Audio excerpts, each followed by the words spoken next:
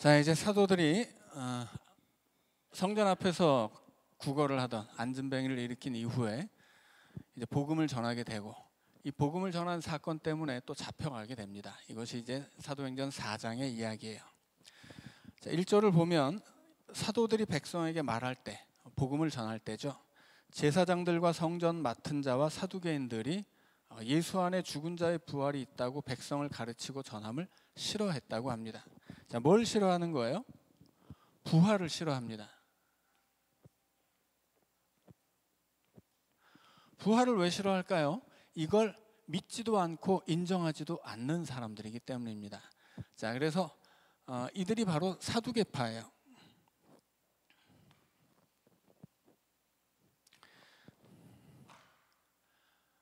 자, 사두개파의 가장 큰 특징은 일단 정치 권력이죠. 이 시대 사두개파는 대체로 제사장 계급이었습니다. 대제사장들은 무조건 사두개파에서 나오는 것입니다. 그런데 이 시대 대제사장은 종교적인 권세를 가졌을 뿐 아니라 이스라엘의 자체적인 권력 기구였던 사네드린의 의장이었어요. 그래서 종교적인 권력과 정치적인 권력을 같이 가지고 있는 사람이었습니다. 그래서 사두개파는 그 시대에 권력을 독점하고 있는 계급이었습니다. 종교적으로는 부활을 인정하지 않아요.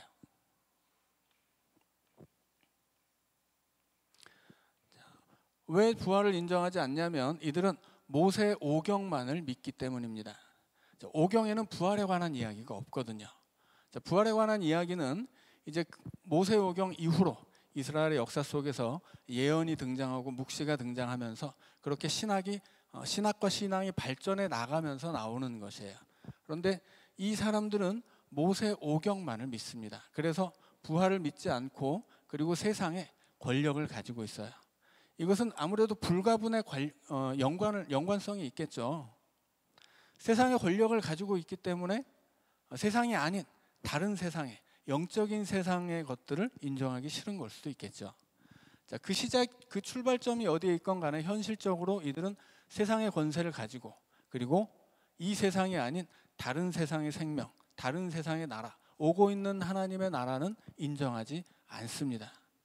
이 사람들이 원하는 것은 이스라엘 백성들이 다 성전에 나와서 성전을 통해 하나님을 잘 섬기고 그 성전의 제사를 통해 구원받는 것이었습니다.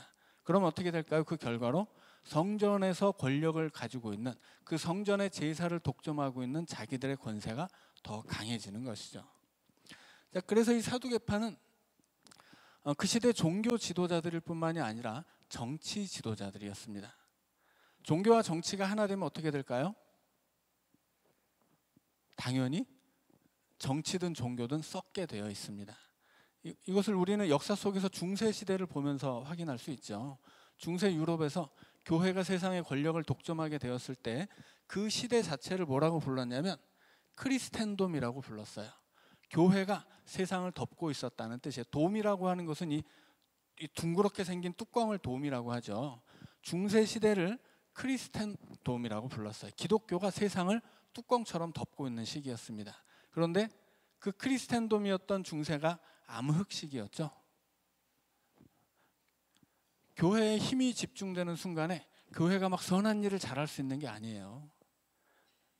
그 힘으로 인해 교회 자체가 썩고 그 힘은 왜곡되게 되어 있는 것입니다.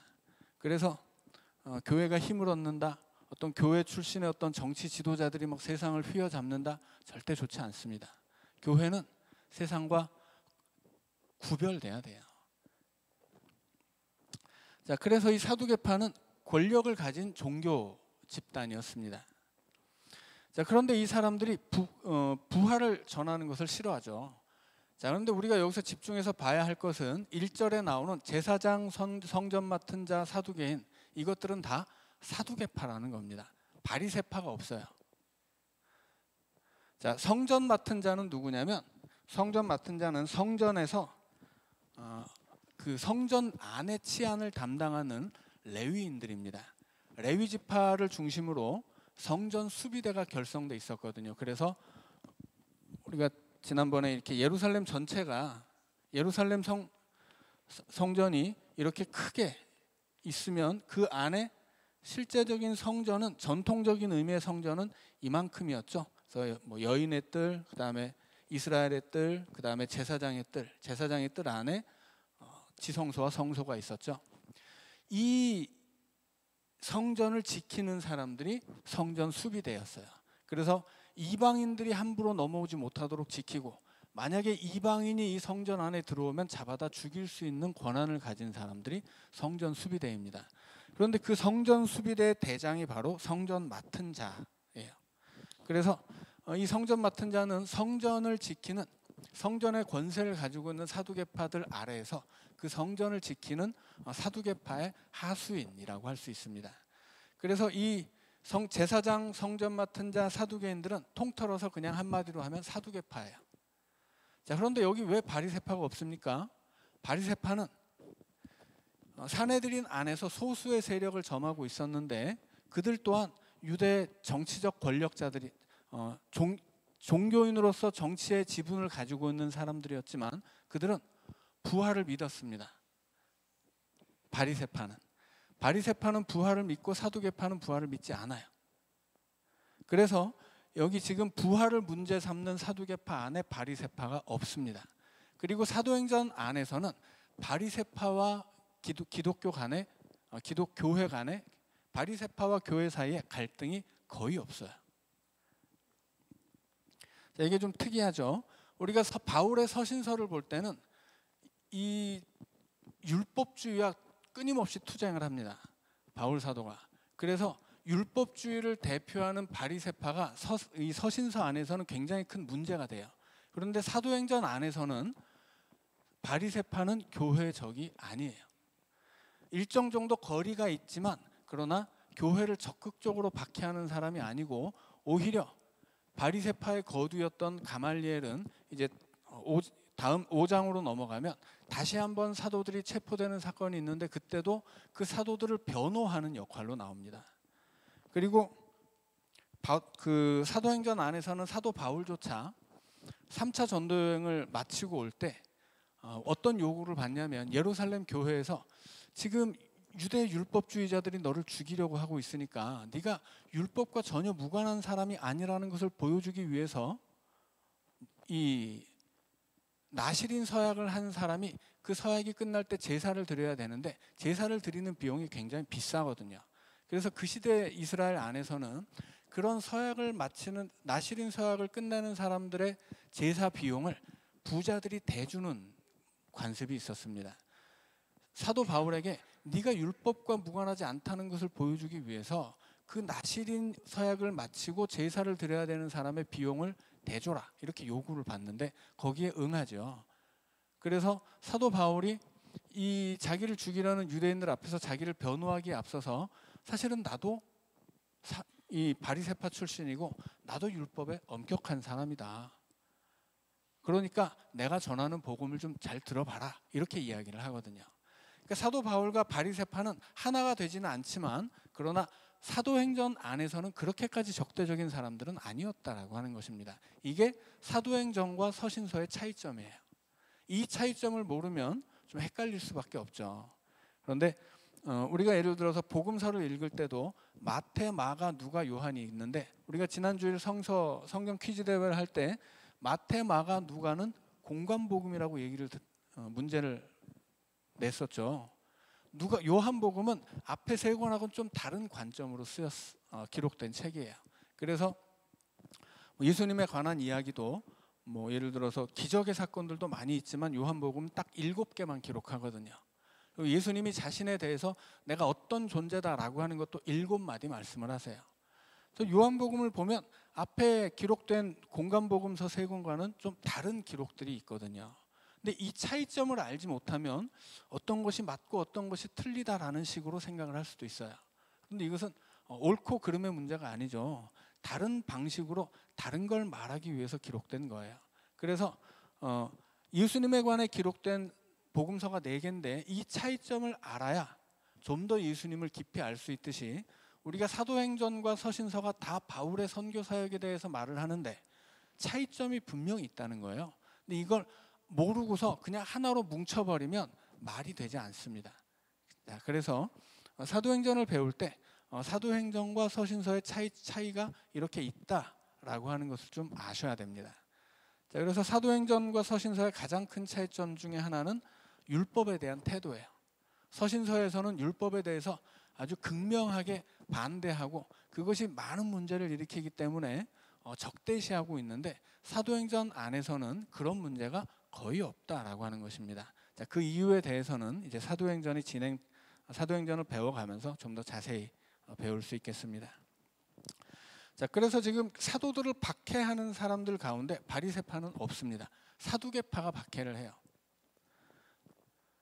자, 그렇게 이제 사도들이 이 사두개파에 의해서 이제 잡혔는데 직접적으로 사도들을 체포한 사람들은 성전 맡은 성전의 수비대겠죠.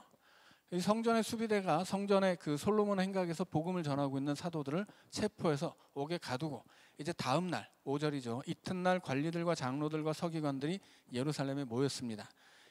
관리들과 장로들과 서기관들은 뭐냐면 산헤드린을 이야기하는 거예요. 자, 산헤드린이라고 이제 성경에 나오는데 정확하게는 슈네드리온이라는 말입니다. 이 슈네드리온이라는 말은 함께 둘러앉는다라는 뜻이에요. 그래서 이 산헤드린이 회의를 할 때 이렇게 둥그렇게 반원을 그려서 반원을 그리고 앉아서 회의를 합니다. 그럼 제일 중앙에는 의장이 앉아요. 대제사장이죠. 그러면 옆에 부의장이 앉고 오른쪽에는 부의장이 앉고 중간에 의장이 앉고 옆에는 중간에 이 의장과 산헤드린을 연결해주는 뭐라고 해야 될까요? 중개인, 정확한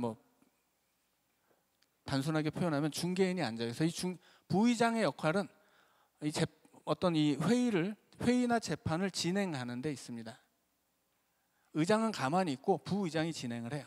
그러면 옆에서 이 중재인이 어떤 답안에 대해서 의장에게 조언을 해주거나 회원들에게 의장을 대신해서 답변을 합니다.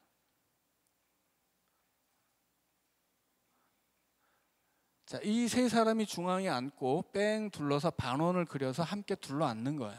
그래서 함께 둘러앉는다는 슈네드리온이 이 의회의 이름 산헤드린이 됩니다. 이 산헤드린은 여기서 이 5절에 나오는 것처럼 이제 관리들이 있죠. 이 관리는 권세를 잡은 사람들입니다. 그러니까 이스라엘 안에 로마가 인정하는 자체 권력 기구가 산헤드린인데 이 안에서 권세를 잡은 사람들, 그들을 관리라고 하는 거고요. 자, 그 다음에는 장로들이 있죠. 이 관리의 대부분은 사두개파입니다. 사두개파의 대부분은 제사장이에요. 자, 그런데 이걸 관리라고 말하는 이유는 뭘까요? 이미 예를 들어서 지금 독일 같은 경우는 목회자들이 다 공무원이에요. 이 시대에도 이 제사장들은 다 공무원 같은 사람들입니다. 그래서 관리라고 부르는 거예요. 장로들이 있고 그 다음에 5절에 보면 서기관들이 나오죠. 서기관은 율법 교사입니다. 이 서기관들의 주 역할은 율법을 필사하는 것이고 율법을 필사하기 위해서는 뭘 알아야 되냐면 이미 이스라엘 사람들은 잊혀져 버린 히브리어를 읽고 쓸 줄 알아야 합니다. 그래서 이 시대 이 서기관들은 대단한 지식인들이었습니다. 이미 사라져버린 그 히브리어를 배우고 그리고 그 히브리어를 배워서 율법을 쓰고 율법을 필사하면서 그것을 사람들에게 가르쳐주는 역할까지 하는 사람들이 서기관이에요. 이 서기관들은 100% 바리새파에 소속되어 있습니다. 그래서 바리새파는 이 예수님 시대에는 대략 6,000명 정도가 있었다고 기록되어 있어요. 이 사람들은 율법을 배우고 율법을 수호하는 사람들입니다. 그런데 이 6천의 바리새파 안에 아주 극소수의 서기관들이 있어요. 율법 교사이기도 하죠. 그래서 서기관들은 무조건 바리새파에 소속되고 바리새파가 서기관은 아닙니다. 이 서기관들은 이 바리새파의 지도자들이에요. 그리고 바리새파의 지도자들이었던 서기관들이 일정 부분 산헤드린에 들어가서 마치 오늘 우리로 치자면 야당의 역할을 하고 있었습니다. 여당은 사두개파고 야당은 바리새파예요. 그런데 백성들 앞에서 힘은 누구에게 있었냐면 바리새파에게 있었습니다. 이미 예수님 시대 사두개파는 백성들의 적이었어요. 그들은 백성들의 적이라서 AD 70년에 로마에 반대하는 이 혁명이 일어나서 결국 로마에 이제 멸망당하게 되는데, 뭐 몇 번 말씀드렸지만 그때 백성들이 봉기를 일으켰을 때 제일 먼저 한 일이 제사장들을 잡아 죽이는 일이었어요. 그러니까 이미 그 시대 제사장들은 종교인이라기보다는 정치인이었고, 정치적인 힘을 유지하기 위해서 이 정치적인 힘을 제공해주는 로마에서 파견한 총독의 하수인들이었습니다. 그래서 그들은 로마의 편에 서서 우리로 치자면 이제 친일파들이었죠. 친일파가 되어서 자기들의 권력을 유지하는 사람들이 제사장이었기 때문에 권세는 가지고 있었지만 권위는 없었어요. 명예 같은 것도 없습니다. 그들은 그냥 백성들이 욕하고 백성들에게 저주를 받는 백성들의 적이었어요. 안타까운 일이죠. 종교 지도자들 태반이 그렇게 백성들로부터 원망과 적대시 받는 사람들이었습니다. 자, 그래서 이 세 부류가 사내들인의 일부인데, 장로들은 뭐냐면 관리는 사두개파고 서기관은 바리새파라면 장로들은 종교인이 아니에요. 그래서 일반 평신도 중에 귀족들입니다. 그러니까 제사장 계급과 율법주의자들, 율법 교사들 사이에서 평신도 출신 귀족들이 장로들이에요. 그래서 이 사내들인 전체가 70명이고 의장 70명 더하기 의장 1명을 더해서 71명인데 70명 중에 대략 한 50명은 사두개파예요.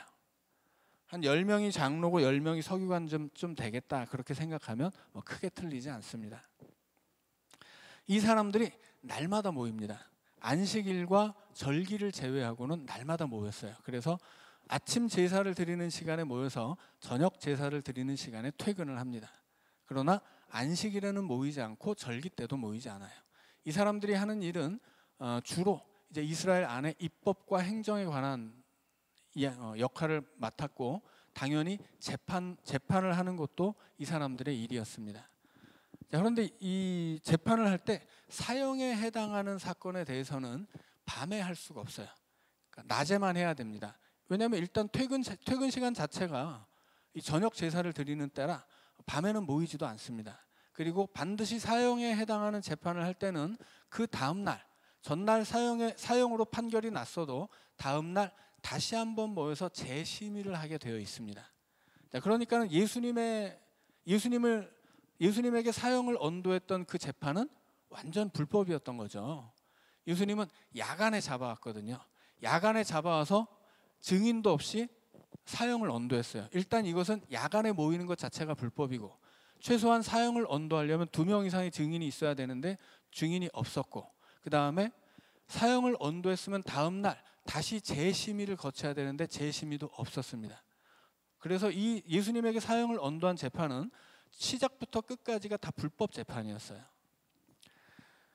자, 그러나 이제 뭐 이 사도들이 재판을 받을 때는 불법 재판은 아닙니다.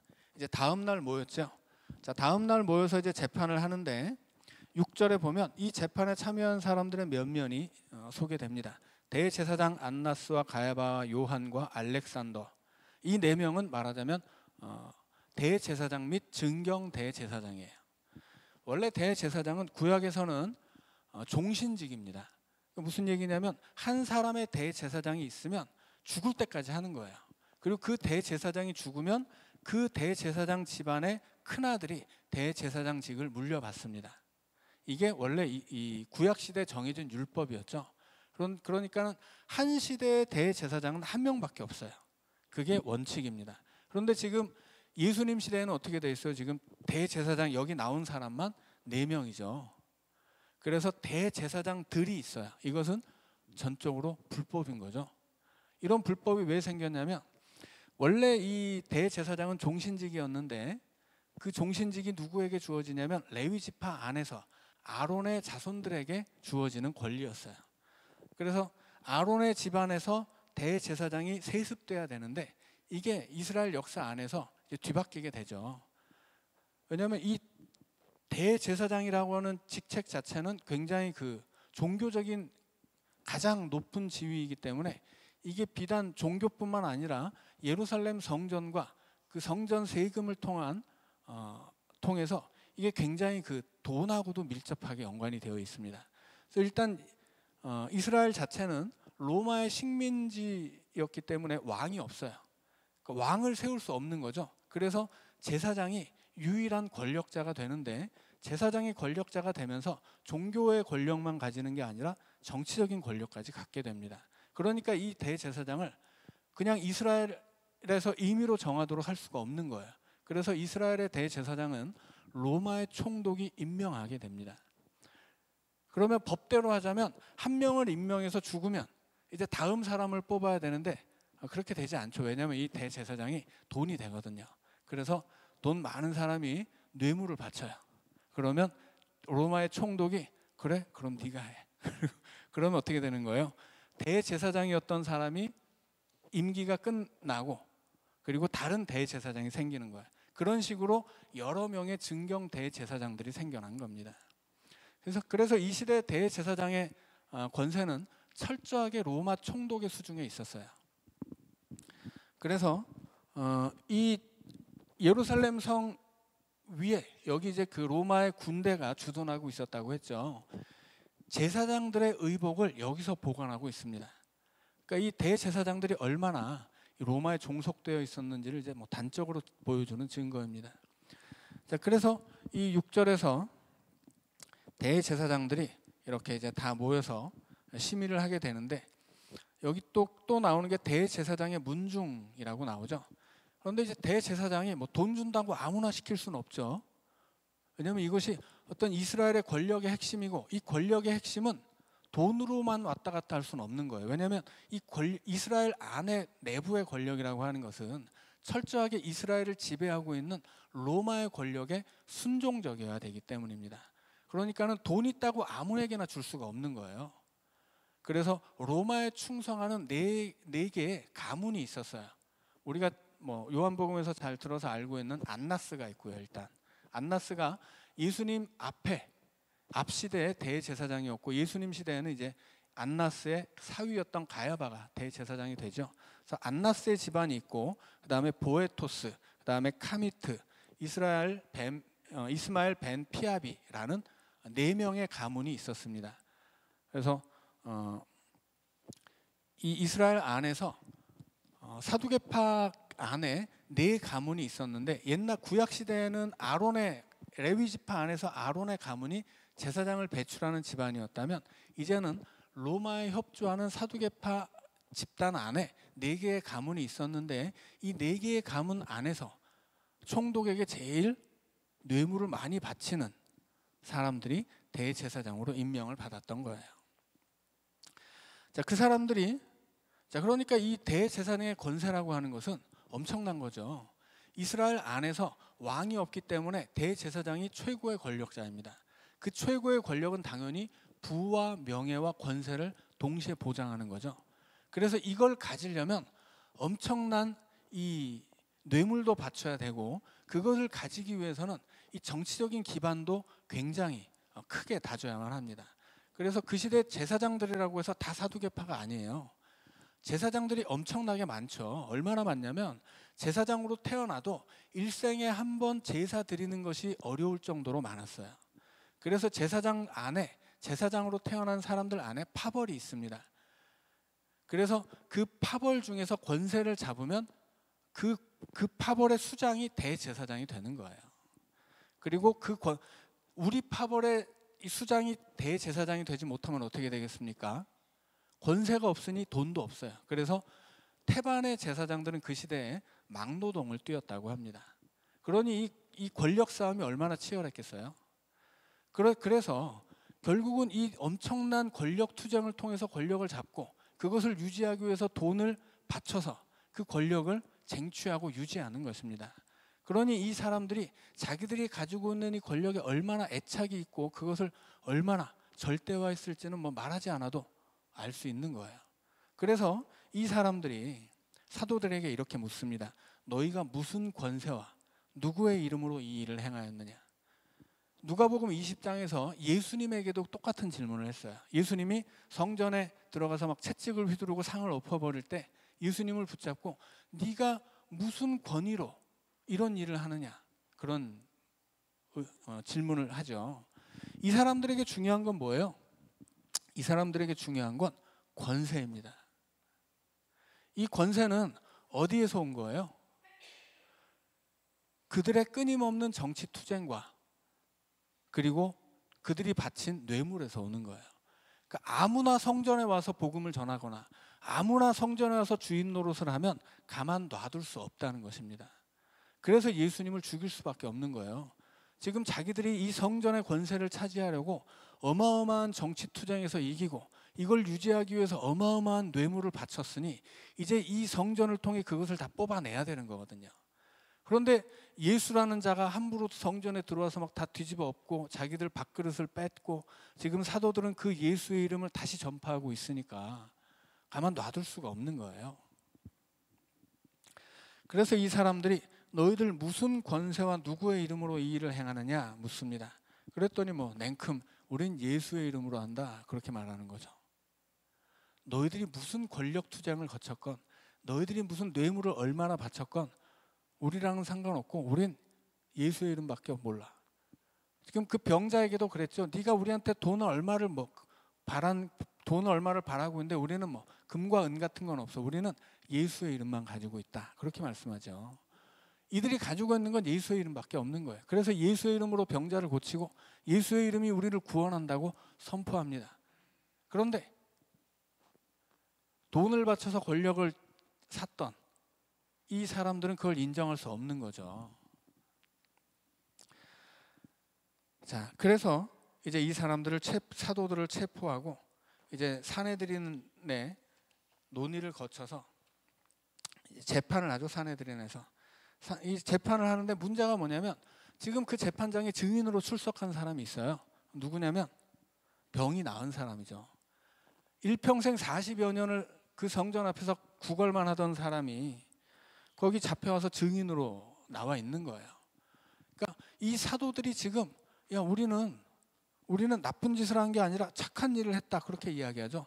우리가 한 착한 일은 그냥 우리가 어떤 능력이 있어서 한 것이 아니고 우리 착한 일에서 여기 잡혀와서 재판받을 이유가 없는데 아무튼 우리가 한 착한 일은 예수의 이름으로 한 거다. 예수의 이름에 이 안진병을 일으킬 능력이 있고 예수의 이름에 구원의 능력이 있다. 하나님이 주신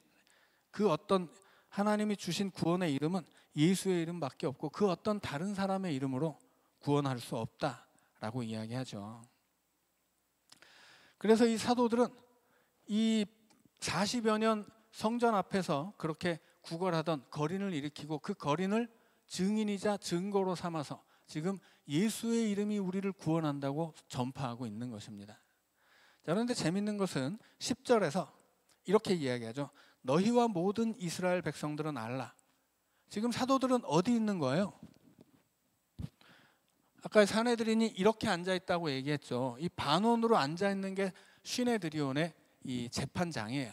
사도들은 여기 서 있는 겁니다. 그런데 여기는 지금 다 누가 앉아있는 거예요? 사내들인 의원들 71명이 앉아있죠. 그런데 뭐라고 하냐면 너희와 모든 이스라엘 백성들은 알라. 지금 이 말씀은 베드로가 여기 사내들인 의원들에게 하는 이야기가 아니고 사도행전을 기록한 누가가 독자들에게 하는 이야기예요. 그래서 너희와 모든 이스라엘 백성들은 알라. 나사렛 예수의 이름으로 이 사람이 건강하게 된 것이고 건축자들의 버린 돌로서 진 모퉁이의 머릿돌이 되었으며 다른 이로서는 구원을 받을 수 없다. 이렇게 누가가 우리에게 이야기하는 것입니다. 자, 건축자의 버린 돌이라는 말은 뭐 몇 번 설명드렸지만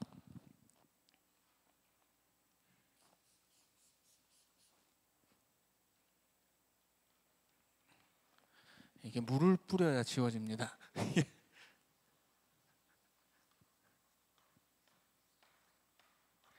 이스라엘에서는 뭐 요즘에 집을 지을 때처럼 짓는 것은 당연히 아니겠죠. 옛날에는 어떻게 지었냐면 기초 공사가 없었어요. 당연히 높이 집을 지을 수 없겠죠. 그래서 그래도 그 고고학적인 발굴을 증거들을 보면 예수님 시대 이스라엘은 대부분이 2층이었다고 합니다. 왜 2층으로 지어야 되냐면 낮은 1층에 짐승을 키워야 되기 때문이에요. 그 시대는 가축이 너무 비싸기 때문에 가족처럼 집 안에서 길렀지, 지금처럼 뭐 밖에서 뭐 개집을 둔다거나 소집을, 뭐 양우리, 뭐 소우리 이런 걸 만들지 않았어요. 낮은 1층이 있으면 1층에는 짐승을 살게 하고 2층에 이제 주인이 삽니다. 그런데 집을 지을 때 지금처럼 뭐 이렇게 기초 공사를 하는 게 아니라 그냥 맨 땅에다가 짓는 거예요. 근데 기준이 필요하죠. 항상 집을 지을 때면 벽을 쌓아야 되는데 벽을 위로도 쌓고 옆으로도 쌓잖아요. 그래서 네모 반듯한 돌을 이 집터가 이렇게 있으면 여기다가 딱 세웁니다. 그러면 이 네모 반듯한 돌을 기준으로 위로 그리고 옆으로 그렇게 쌓는 거예요.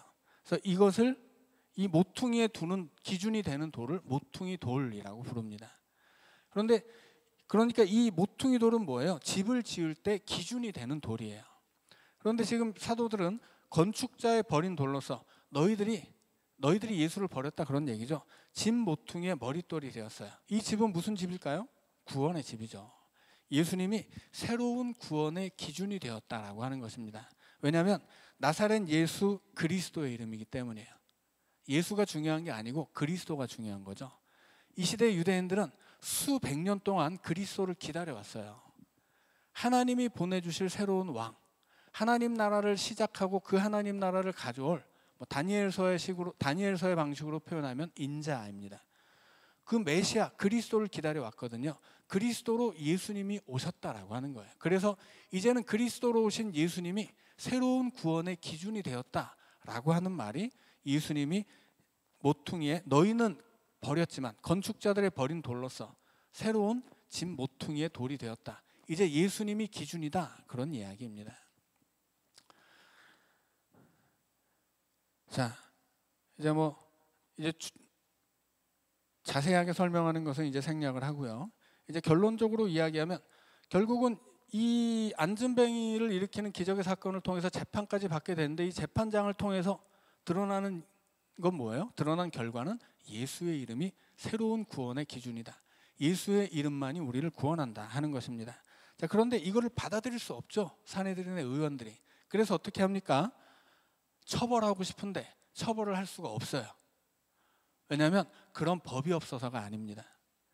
지금 백성들이 21절에 보면 관리들이 백성들 때문에 처벌할지 방법을 찾지 못했다 그렇게 이야기해요. 예수님 때도 마찬가지죠. 예수님이 마음에 안 들죠. 성전에 들어서 다 뒤집어 엎고 성전 망했다고 이야기하니까 마음에 안 들어요. 그런데 처벌하지 못해요. 왜냐하면 힘이 딸리기 때문입니다.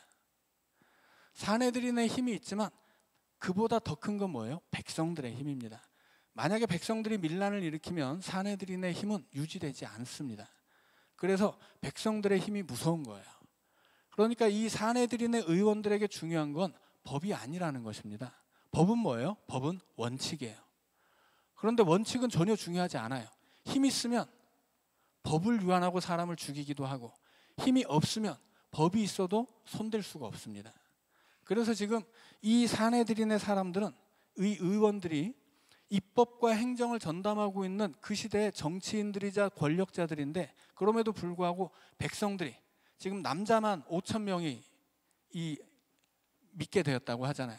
그럼 수만 명의 사람들이 이 안진뱅이가 일어난 것을 보고 그를 일으킨 베드로와 요한 사도를 지금 보고 있거든요.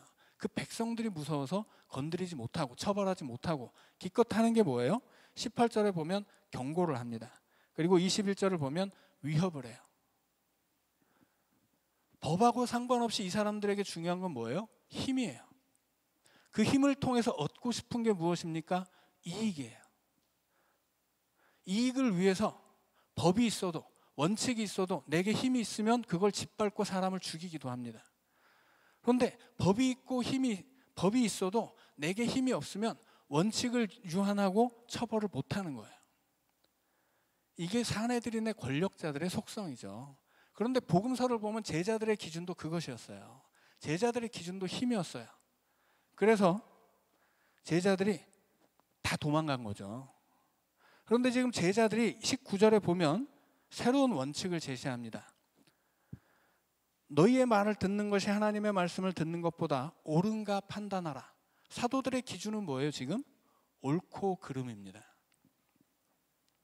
복음서에서 성령을 받기 전에 제자들의 기준은 옳고 그름이 아니었어요. 옳고 그름이 아니라 힘이었어요. 그들도 사내들인의 의원들이 이 세상의 권력이 나를 죽일 수 있기 때문에 도망친 겁니다. 예수님을 버리고. 거기서 옳고 그름은 필요 없는 거예요. 적의 힘이 강하니까 내가 도망갈 수밖에 없었던 거죠. 그랬는데 지금 제자들, 이 사도들이 그 기준이 바뀐 거죠. 이제는 적이 강하든 내가 약하든 혹은 그것이 뒤바뀌든 그것과는 아무 상관없이 중요한 건 뭐예요? 옳고 그름이에요. 그 옳고 그름을 가지고 예전에 예수님을 죽였던 권력자들 앞에서 나는 너희들의 말을 들어줄 수 없다. 거절하고 저항합니다. 이것을 오늘 우리가 배워야 되는 거죠. 성령에 충만한 사도들이 예수의 이름을 증언할 때 그들에게 중요한 것은 힘의 논리가 아니었다라고 하는 것입니다. 내가 힘이 없어서 세상의 권력이 나를 죽이려고 할 때 내가 힘이 없으면 어떻게 돼요? 죽겠죠. 그런데 그럴 때는 죽는 거예요. 그냥 나는 그럼 죽겠다라고 하는 거죠. 너희들이 나를 죽여? 내가 힘이 없으면 죽어야지. 그러나 나는 나를 죽일 수는 있어도 내 입을 막을 수는 없다. 나를 죽일 수는 있어도 내가 예수를 전하지 못하게 할 수는 없다. 그런 거예요. 너희들이 나를 죽일 수 있지만 나를 예수 믿지 못하게 할 수는 없다. 그런 거죠. 왜냐하면 그게 옳기 때문이에요. 옳은 것에 모든 것을 거는 거죠. 오늘 우리가 과연 그렇게 사느냐라고 질문을 해야 됩니다. 우리가 세상을 살아갈 때 이 사람들 힘의 논리에서 중요한 건 뭐예요? 그 힘을 통해 얻고자 하는 게 뭐냐는 거죠. 그것은 결국 이익이에요. 경제적인 이익도 있겠지만 어떤 내 육신의 편안함이나 어떤 내 자존심을 채우는 것이나 혹은 여러 가지 것들이 있겠죠. 여러 가지 그 유무형의 이익들을 위해서 힘의 논리에 충실한 것, 그것이 세상의 방식이죠. 그 악한 방식이에요. 힘 있으면 남을 누르고 힘 없으면 무시하고 힘이 없기 때문에 남 앞에 비굴하고 무릎 꿇어야 되고 힘이 있으니 남을 밟겠다고 하고 그것을 당연히 여기고 힘 있는 사람을 찬양하고 그것을 사모하고 이것은 다 악한 세상의 방식입니다. 하나님의 백성들은 어떻게 해야 되는 거예요? 우리의 기준은 힘의 논리가 되어서도 안 되고 그 힘으로 얻고 싶은 이익이 되어서도 안 된다라는 것입니다. 우리는 옳고 그름을 쫓는 사람이어야 돼요. 여기서 옳고 그름이라고 하는 것은 여러 가지 것이 있겠지만 일단 가장 중요한 것은 뭐예요? 믿음이죠. 하나님의 말씀이에요. 우리가 하나님의 말씀을 듣는 것보다 너희들 말을 듣는 것이 옳으냐? 하나님의 말씀을 따라 사는 것이 옳은 일이죠. 그럼 우리는 옳은 것을 선택해야 돼요. 예수님은 그 옳은 것을 선택하셨기 때문에 고난의 길로 가서 죽은 것이고 제자들은 그때 옳은 길을 알았지만 힘이 없어서 도망쳤어요. 살기 위해서. 그런데 지금은 어떻게 됐습니까? 변했죠. 이제 이 제자들은 복음서에서 예수님이 행하셨던 일을 그대로 따라서 하고 있어요. 병든 자를 일으키고 하나님 나라의 복음을 전하고 그리고 그것이 옳은 길이라면 죽음도 불사하는 거예요. 힘의 논리에 치우치지 않는 거죠. 내가 힘 있다고 휘두르려고 하지도 않고 힘 없다고 비굴하지도 않아요. 그것이 믿음의 사람들의 모습입니다. 그것이 오늘도 세상을 살아가는 그리스도인의 삶의 태도가 돼야 되는 거죠. 힘, 돈, 혹은 나의 편안함, 나의 만족함, 나의 기쁨, 즐거움 이런 것이 목적이 되어서는 안 되는 거예요. 그리고 우리 사이에 어떤 그 원칙이 힘의 논리가 되어서는 안 된다라고 하는 것입니다. 무엇이 옳으냐? 무엇이 하나님의 말씀이냐? 이것이 우리의 기준이 될 수 있기를 우리 주님의 이름으로 축원합니다. 기도하겠습니다.